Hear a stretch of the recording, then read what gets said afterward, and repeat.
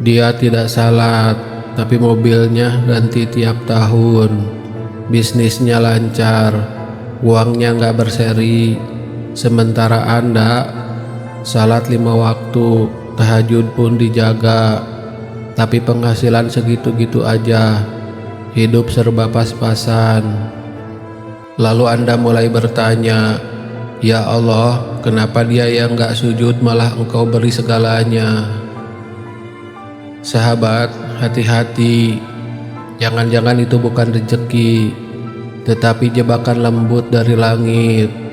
Dan bisa jadi salat Anda bukan untuk kaya, tapi untuk menyelamatkan hidup Anda dari kehancuran yang tidak terlihat.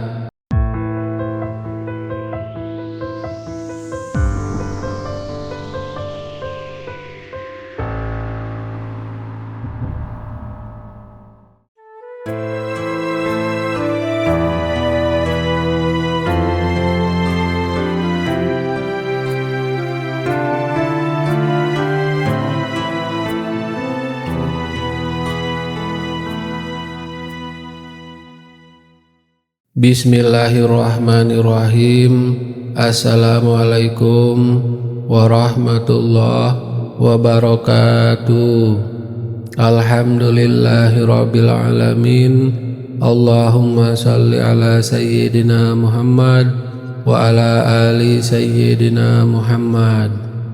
Sahabat Tafakur Channel yang dirahmati Allah Subhanahu wa taala, di awal video ini kami doakan sahabat semua selalu dalam keadaan sehat, berkelimpahan rezeki, bahagia selalu, dipanjangkan umur, sukses dan lancar selalu di segala aktivitas dan urusan. Amin ya robbal alamin. Sahabat, pernahkah kita bertanya dalam hati, kenapa ada orang yang tidak pernah salat, tapi hidupnya tampak kaya, keuangannya lancar, usahanya melejit. Sementara di sisi lain, ada orang yang taat salat, rajin ibadah, namun masih hidup pas-pasan, bahkan dalam kesulitan. Apakah ini bukti bahwa salat tidak menjamin rezeki? Ataukah kita yang belum memahami hakikat rezeki dan keberkahan hidup? Sahabat, jangan pernah berpikir bahwa salat itu alat transaksi. Kita salat bukan agar bisnis lancar, bukan supaya rekening bertambah. Salat adalah bukti cinta, tanda tunduk dan taat kita kepada Pencipta langit dan bumi. Allah tidak butuh salat kita, kitalah yang butuh menghadapnya 5 kali sehari, agar hidup kita tidak kosong, agar hati kita tidak keras, agar langkah kita tidak sesat. Lalu bagaimana mungkin yang tidak salat justru hartanya berlimpah? Jawabannya sederhana.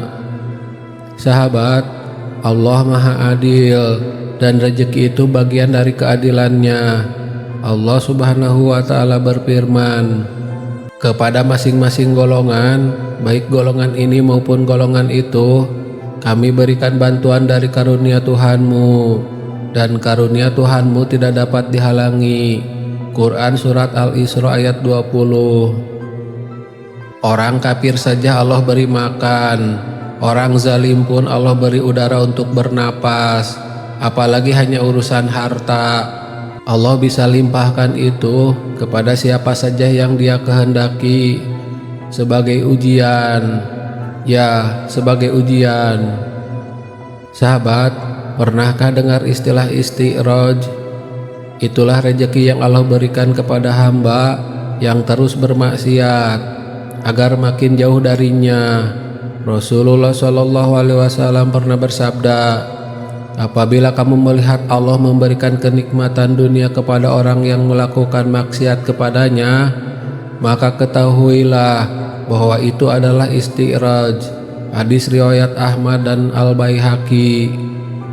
Hati-hati, jangan silau dengan kekayaan yang tak dibarengi ketaatan. Itu bisa jadi bukan rahmat, tapi laknat yang tertunda. Lihatlah wajah mereka, mungkin senyum, tapi jiwanya kosong. Mungkin rumahnya mewah, tapi keluarganya retak. Mungkin bisnisnya besar, tapi hatinya sempit. Karena apa? Karena ruh tidak bisa kenyang dengan harta. Ruh butuh sujud. Ruh butuh berdiri lama di malam hari, memohon pada Allah dalam tangis. Lalu, apa itu berkah? Berkah bukan soal jumlah. Berkah adalah ketika sedikit tapi cukup. Ketika cukup tapi hati tenang. Ketika tenang lalu bisa taat. Ada yang gajinya 2 juta tapi anak-anaknya sehat, istrinya setia, rumah tangga damai. Itulah keberkahan. Ada yang gajinya 200 juta tapi stres, cekcok dalam rumah tangga, tidur pun butuh obat. Itu bukan keberkahan, tapi itu musibah yang terselubung.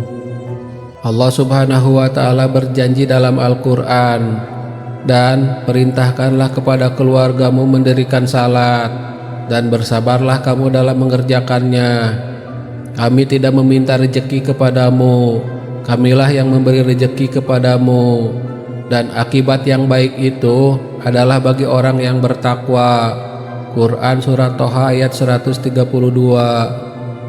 Salat bukan pembuka rejeki dalam bentuk uang saja, tapi pembuka pintu langit untuk segala kebutuhan kita, ketenangan, keberkahan, dan perlindungan Allah.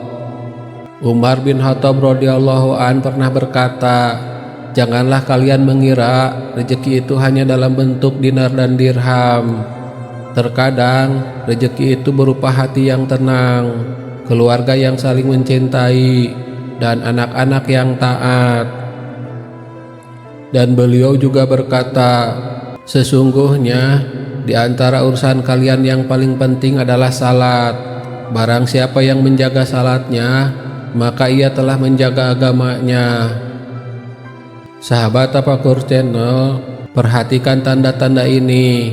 Jika harta datang tanpa salat, maka mudah habis tanpa sebab, datang dari jalan yang haram, menjadikan kita sombong, membuat kita lupa akhirat, dan tak sempat sedekah, apalagi tahajud. Itulah ciri rezeki yang tidak diberkahi. Jangan bangga saat hidup Anda tenang tanpa sujud, sebab Allah Maha Kuasa mencabut semua dalam satu kejadian. Gempa bisa meratakan gedung Anda, sakit bisa menghabiskan seluruh tabungan Anda, anak bisa berubah liar karena kurangnya keberkahan. Kalau kita bersyukur, mengapa tak sujud 5 kali sehari? Salat adalah bentuk syukur yang paling nyata, karena lidah bisa berdusta, tapi tubuh yang tunduk itu jujur adanya. Orang paling bahagia bukan yang banyak uangnya, tapi yang hatinya tenang karena selalu ingat Allah. Rasulullah Shallallahu Alaihi Wasallam bersabda, "Sungguh menakjubkan keadaan orang mukmin. Segala urusannya adalah baik baginya." Hadis riwayat Muslim. Sahabat, jangan iri pada orang yang tidak salat tapi kaya, karena bisa jadi ia sedang ditunda azabnya. Lebih baik kita hidup sederhana tapi selalu sujud, daripada hidup mewah tapi lupa siapa yang memberi rejeki. Rejeki yang utama adalah iman, kekayaan yang sejati adalah taat, dan keberhasilan yang hakiki adalah husnul khotimah. Mari kita jaga salat, ajak keluarga untuk salat, dan jangan lelah mendidik anak-anak untuk sujud kepadanya. Karena salat itu bukan untuk Allah, tapi untuk kita, agar hidup kita tidak sesat arah. Ya Allah, jadikanlah kami hamba yang cinta kepadamu, yang selalu rindu untuk bersujud, yang lebih takut kehilangan salat daripada kehilangan uang, dan wafatkan kami dalam keadaan taat, dengan wajah bersinar karena banyak sujud. Amin ya rabbal alamin. Wallahu alam bisawab. Demikian yang bisa kami sampaikan. Semoga bermanfaat untuk kita semua. Amin ya rabbal alamin. Wassalamualaikum warahmatullahi wabarakatuh.